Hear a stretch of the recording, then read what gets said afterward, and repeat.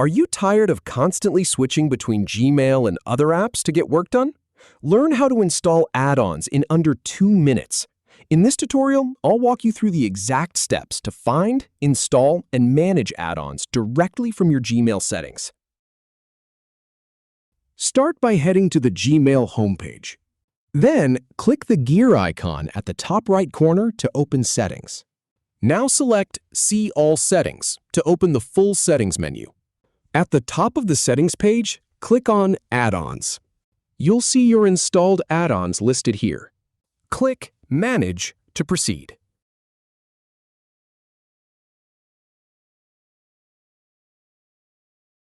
Use the search bar at the top to type the app you want to install. Once you find it, click Install. Finally, click Done to finish. That's it. Enjoy your new add-on.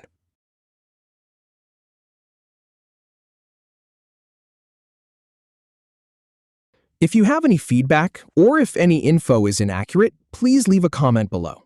We'll do our best to answer or redo the video if needed. Thanks for watching.